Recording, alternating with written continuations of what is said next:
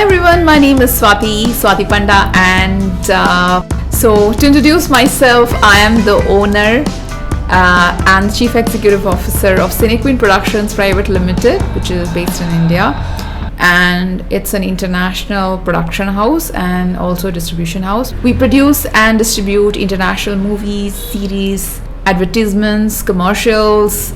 We also make documentaries. We also give video editing services, VFX, animation. Along with that, we also do merchandising, like we make comic books and all those things, those coffee mugs and books and stuff related to movies. So first of all, enough of introduction. Currently, I'm making a project which has been my dream project and it's taken a long time to make. But this is a project which actually, as a filmmaker, as a producer, as a director. So basically, I'm a producer, director. I'm also a screenwriter. I'm also an editor, video editor. I'm also a cinematographer. I'm also an actress. So I've done it all, actually. I'm also I also give voiceover. I've done everything for the movie, and that is how I have actually learned how to make the movie, which was a great experience. At the same time, it was a very, very tiring experience. But today I'm here talking to all filmmakers who are listening to me, is that I want to tell you how I made the movie and what are the things I've learned here also. Like, today I want to talk about storyboarding, which is one of the most important factor of making a movie. So initially, when I started making the movie, I thought that storyboarding is not necessary because, basically I started as a small independent filmmaker, working with bunch of people who are like my close friends and family. See, I could have done it, but storyboarding requires a lot of efforts and it requires a team. Or maybe I thought that I need an expert storyboarding artist to make the movie, and where do I get that one suddenly? And maybe it will cost more. And as a producer, I'm trying all the time to decrease the cost. And also, it's a small independent production. It's not that it's not huge budget movie with tons of people working. So as a producer, I'm constantly trying to reduce the cost. Maybe this is not necessary. Why the hell should I spend on storyboarding and stuff like that? So I think it's important, like if you are an independent filmmaker, or if you're starting a new production house, or you have a small production house, or you're just a bunch of friends who are making a movie with just having fun making a movie kind of thing, so you don't feel like making a storyboard. But I really felt like I decided that I will do the storyboarding because I wanted to get it more professional. And I knew that because I have the talent of thinking things visually. I have that visual thinking talent inside me, and I can think of the entire movie in pictures and images, and actually before I even shoot, the whole image of what is going to happen comes in my head first, and I always think in pictures, in visions. It's always like that. I never think in words. I have always been a visual person, being an artist, and I understand, all artists will understand what is visual thinking. So and then what happens is that suddenly a thought is coming, and then if I'm not capturing it immediately, then when I'm shooting it, everything changes. That's the reason why we have storyboarding in the first place. So whenever the thought, I feel that if you are a filmmaker, if the thought is coming in your head, immediately you should draw it in pictures, or at least you should write it in words, and then afterwards you should kind of convert it into pictures so that you can make the film better. And at the end, I did storyboarding. I did it myself because I have a good sketching skill, so I can sketch and draw and paint very nicely. I'm not like great, you don't have to be a great in drawing, and some people suck at drawing. They're very good filmmakers, but they suck at drawing. Unless you cannot hire someone, then why not do it yourself? So even if you suck at drawing, you're not that great, then also I feel you should give it a shot. Then you should try storyboarding. It's gonna be fun, and you will once you do the storyboarding, the filmmaking becomes very easy because you can just see it and do it quickly. But the one problem I had in storyboarding was that sometimes I I draw it, it's there with me. But if you do not organize it properly, like you have sketched it somewhere here and there in some diary of yours, then when you're shooting, then you won't find it.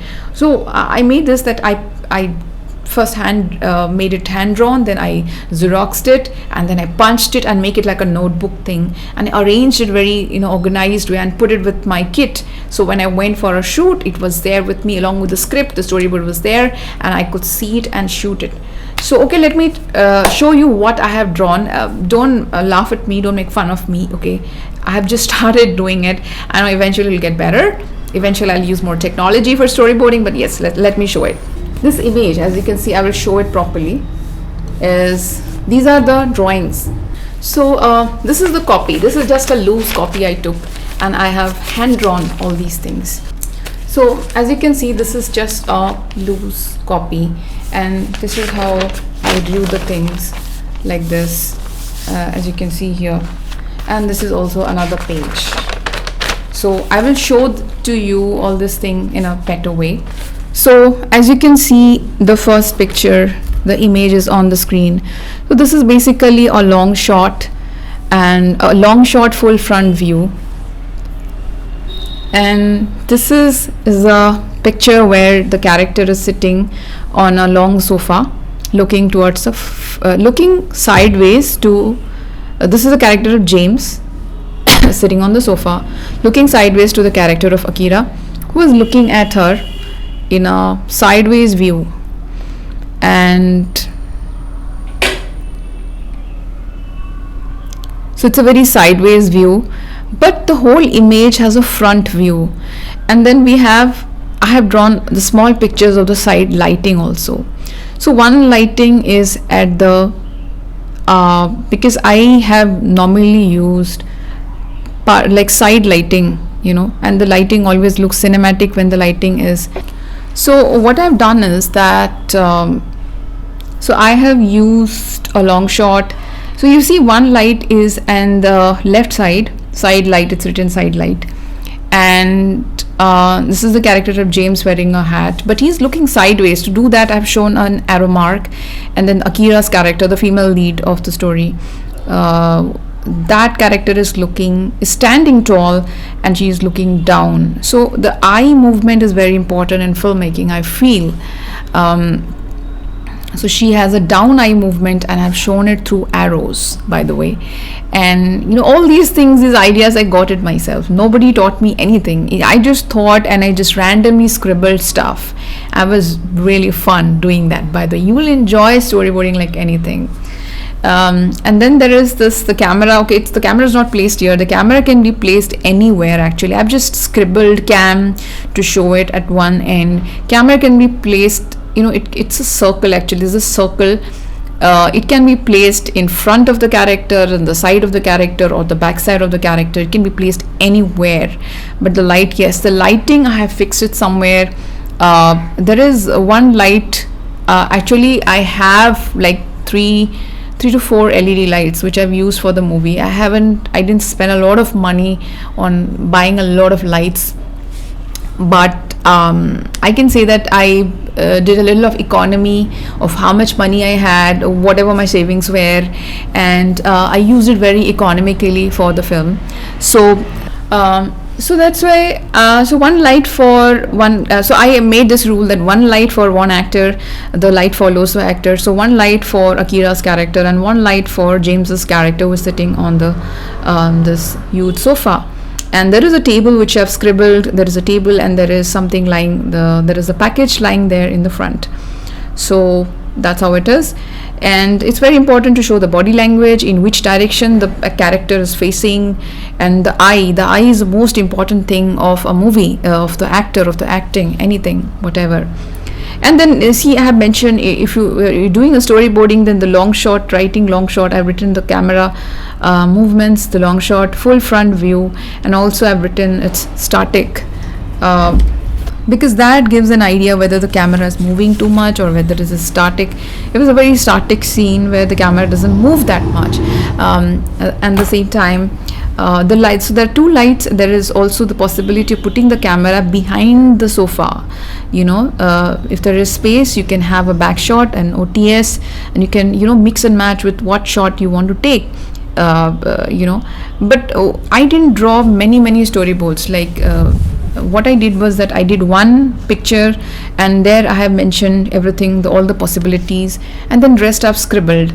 So it's not possible if you have a very small crew and you are doing the storyboarding yourself. It's not possible to draw tons of pictures. That's possible when you have a huge team and you have paid someone to do that thing. When you're doing it yourself, what I did was just one picture for that entire scene, and then I got an idea of everything. Then I wrote all the possible camera angles in another sheet of paper where I've written what are the possible things. Then once you see the picture when you're shooting, you can get a hang of it, that yes, this is how the actor is placed, this is where the light is placed, and this is the shot. And then you can do another storyboarding. I haven't drawn here, but you can do another for the close-ups, because close-up, they need a little bit of scribbling. So for close-up, I have done separate pictures for that. So the next picture you can see here is the character of James is sitting on the sofa. His legs is crossed, and that was very important. I gave him specific instruction that your legs should be crossed and which direction it is facing. And then this is like the actor is facing the camera. It's like very front faced. And when you put a front face picture, it's like you're looking at the audience is looking at you. It's a front view of the whole thing. But it's also possible that you can take a 3D view. See, I have written in the storyboarding 3D view, 3/4 view, because I've given another option for the cameraman, for the filmmaker or the actor or whatever, for my filmmaking sense, that what are the possibilities I can have: a 3D view, a 3/4 view, a side view, a back view. These are all the possibilities. I've written that. And also again, James's eye, they're facing front, but at the same time when he is moving, it's a front view, because so that the audience will see him, that he's so majestic sitting there looking the front, and that's how it's been there. And that I have drawn 2 glasses of wine glasses in the front, and there is a package. Those wine glasses are very important. I specifically bought them thinking of I wanted the image of a rich man, like an aristocratic man, or someone from the elite class, the way they live, the way they sit. So that's why I've drawn the body language exactly. I had imagined him, James, like that. And I had taken the reference of one character from Matrix movie, the French guy, the French rich guy. There was the scene, that one I took it a reference, but the rest were my ideas. And then I've written pan here because I've taken a pan shot here, so I've written pan. Low angle, because I've written that because I'm taking a low angle shot here. Why? Because I have to show him majestic, and also the view from the below. How is this guy? And I've just scribbled it, and I have pointed these directions, like upward direction. You mark these things, like towards right, towards left. 3D view, you make those markings, right, left, the arrow marks, that are very important for any kind of storyboarding. Okay, there is this another side view, the picture side view, but it's a mid close up, where you're seeing the actor from another side. So see, the important part of the storyboarding is that it's why storyboarding, because see, cinema is all about seeing the thing, seeing the person, the object from different angles. How do you see that person in another angle? It just gives creativity, and your view changes when you see it. So we're seeing it from another side, left side. This is the left view, mid close up, left view. So that's I've written mid close up. You write the camera angles, mid close up. Then you write side view of camera. The camera is placed in what direction? A small picture of camera, CAM is fine, and then the lighting. So you can see that I have drawn the lighting. Again, it's a side light. It's a side lighting, and there is a 45-degree angle between the camera and the side light, because you see, if you put the camera and the light at the same place, it looks very flat. It's not cinematic. But if you put the lighting and the camera, the light and the camera have a 45-degree angle, and it is side lighting, is very, very interesting lighting for me. I didn't even think much. I know that there are hundreds of combination of where should you put the camera and the light, But if you just follow side lighting, wow, this is amazing. The thing which comes out is amazing. And then I've made this swoosh, arrow mark to show the camera movement, and it's like I had planned that the camera will come from his back to the front. So let's say I put the camera near his ear, OTS type, and then I move it towards the front. How will it look like? So I've made those arrow marks, and there is a pack. I've written pack outer frame, which means that there is a package.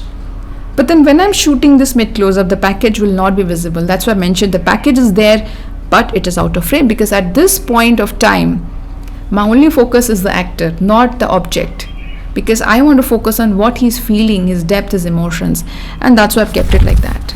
Now this is an interesting photo,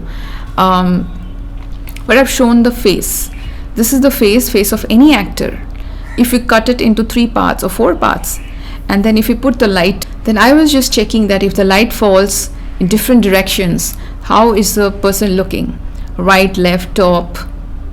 So then I can imagine that this is where I can put the light, because putting the light was a huge pain in the ass for me kind of thing. It was so, I was irritated. I wanted a light man, and I couldn't find a good one, so I had to think about that also, and it was very painful, like thinking about so many things.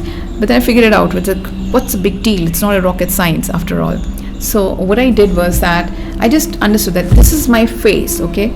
So if the light falls here, if the light falls from here, then it looks a particular way. If the light falls straight, then it looks then the shade, this part is lit, this part is lit, depending on how the shape of the light is.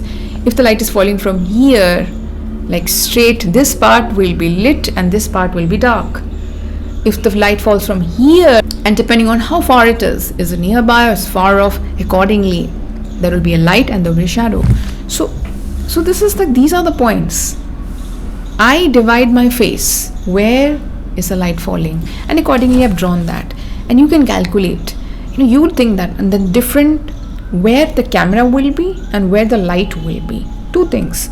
And you cut the face and you know it, and you'll think that, oh, what's the big deal, wherever I put the light, and how does it matter? It matters because I used to think that lighting doesn't matter, but then I realized that lighting is the big game here. Because what you see is that what happens is that if you put full light on the front from the face, it looks like you are actually watching the actor completely. He's fully visible, which means he's not mysterious. So there is no mystery. But if you give less light to his face, like side light, half light, partial light, top light, anything, then it defines something, like the guy is mysterious now, and you have to think about him. You have to figure out what he is saying. Like, he becomes a mysterious character the moment the light is off, like you're not making him completely visible. So these are very small things, but these small attention to details is what makes cinema so beautiful and amazing. It's not there in people who make normal YouTube videos. They don't think so much, but we filmmakers, we have to think like scientists all the time. So this is the photo of Akira turning back. This is the first image, and then it moves to the second image like this. So if you see the first image here, so here what is happening is that it is the backside of Akira's character. So I've just drawn the back. So then I've made an arrow mark of the twisting arrow mark here, as you can see here. So there is a twist here, and number 1, it's written there, and back to twist face I've written. So what does it mean? And it means that the character is, basically showing her back. Her full back is visible. So I have drawn the character from the head to the toe in the storyboarding, so that you tell the cinematographer that the character's full body is visible. It's a full length, and in the storyboarding I have written full length shot. It's a full length shot. It's and the entire body is visible. And then the next arrow mark I've given the character, I've written number 1 and 2, so that you will know that This is the first step and this is the second step. This numbering is important in storyboarding. And then we have Akira's character is turning her face, like, it's this, and then you do this. And then imagine the camera at the back. The camera is at the back and they're shooting me from the back, and then this is the camera and I turn. How do I look when I turn? That is what I've sketched in the storyboard. And these small details are like, my crazy mind is telling me to do it. My mind inside is really crazy. I'm sharing my crazy thoughts, by the way. You should thank me. So other than brutal long shot, close up, and a brutal mysterious, because Akira's characters, like when she's doing that, she's mysterious. This is an acting thing. Maybe it's not necessary in storyboarding, but I felt that let's write it. Because then I can give instructions when I'm shooting, because I forget sometimes. I have thoughts, ideas, I forget. So better to write it, sketch it. So that's what I did. And then I have done this tilt of the face. When I've sketched it, her face is tilted. If she's looking at this, what the fuck are you doing with me? And then her eyes are up. The eyes can be like this. We have this dance form called Kathakali, Bharatnatyam in India, the classical dance forms, where they have these eyes moving like this, top, bottom. That's exactly, in acting we use that, when you because we as an audience is looking at your eyes. So why is she looking? Either she's looking at the actor in front of her, or whether she's looking away from him. If she hates James, the character she is talking to, her body is towards James, but her eyes are away from James, because eyes tell you everything. So because our eyes are away, so it's saying that the character is pretending to talk to the person, but at the same time the character is hating the person. And that's how we sketch the storyboard very perfectly. So to be a storyboard artist also, you need to understand acting, you need to understand camera directions, you need to understand everything. You have to be a mini filmmaker yourself. And I also feel that storyboard artists have a great potential to become filmmakers, because if you have the capacity to think visually, then you can be a filmmaker. That's the most important thing. And then eventually you learn those things. You learn how to handle the camera. It's not a big deal. It's not a rocket science. But for me, it was just the reverse. I started as a filmmaker, actor, screenwriter. To do one thing, I had to do another thing. I started as I thought of directing and acting, and then I thought, okay, how do I direct? I need to shoot. Okay, for that I need a camera. Then I have to learn the camera. Then I learned the camera. Then I thought that, okay, I made the film, I have to edit now. How do I edit? I have to learn editing. I learned editing. Then I started okay, let me improve myself. Okay, let's bring lights. Oh, now I have to learn the lighting. So then I started learning the lighting. Then I thought, okay, I did everything. I made many shots. Okay, I have to improve myself. I have to become professional, because I started making this huge series. And then to make a series like that, you forget so much. There are so many details. You have to learn storyboarding. So I learned storyboarding, because I thought that it's time to be a bit more professional and to make it in a better way. Storyboarding is an amazing way to sketch everything, your thoughts, your visions into that exact. But the detailing is very important. As I said, that try to draw sketches of camera, sketches of the lighting, try to show the directions in which the body is moving, the eye movement, in which direction, the actor's body language, everything. You have to learn a little bit of, if you're a sports person. I'm also a sports person. I've done a lot of sports in my college life, school life. So I understand movement. I'm a dancer myself, so I understand movement. Like, what does it mean to do this and that and this and that, everything, that thing. If you capture those things in your storyboarding, then your storyboarding is gonna rock. And otherwise, there are other things I will teach you eventually. Like, what should be the square bracket? Like if you are doing a portrait shot, 9:16 ratio portrait shot, so it has to be a 9:16 ratio, like this. But if you are doing a typical landscape shot, which we see in YouTube and everything, the 16:9 ratio, you have to do it like this. Oh, that bracket. If you're doing a square shot, you draw a square and you draw the picture inside it, and that's how it works. I'll teach you eventually. I will teach many other filmmaking stuff here, Thank you so much for watching this video. And let me tell you, guys, my movie, The Bouquet of Lies, has been launched and it's been released in SineyQueen.com. Though we have, there are some other things left. It will be done very soon. You can see the trailer now. You can go and visit the website www.SineyQueen.com now and check out many other movies, the trailers, everything. It's not been officially released. It will take some time. The subscription and all that, and some other things are there which I am finishing up everything. It will be released very soon, but you can take a look at everything which you are offering, and many other things which I'll be offering to you guys soon. Lots of entertainment stuff coming up. And also I have a news website which is www.SineyQueenNews.com, where every news related to my company, to our production house, to our actors, their interviews, and how do I say, the achievements, awards we win, everything related to my company will be out there in the website. Yeah, it's such a relief, because I'll tell you why I made this. Because when I was making a very young filmmaker, when I was making short films and all that, at that time I thought that publicity is important, though it's not like that I'm publicity hungry, because as filmmakers we're artists and sometimes we don't want fame also. But then I thought that people should know, I'm making something for people. But then I wanted publicity at that time. I approached certain people, and some of them were friendly and helped me, and some of them flatly denied, because I realized that they are going to publish articles about the celebrities who are already famous, who are something happened, some divorce happened in their life, or some stupid thing happened. They are ready to publish those things because they're already famous.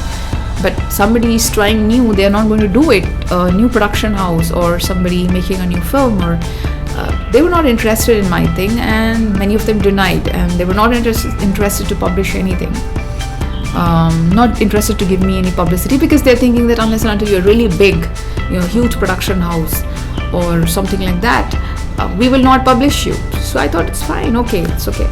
So I decided to create my own website where I can bring my news out, and at least let my friends, family, people who know me, people around me know them. They should know about the news, and those who are interested in film, the indie filmmakers, that my friend circle over there, they should know. And for that reason, I made my own news website where, now I have no problem, everything is set. I'm really happy, and I really thank God for everything. So that was all. Thank you so much for watching this video. Bye bye.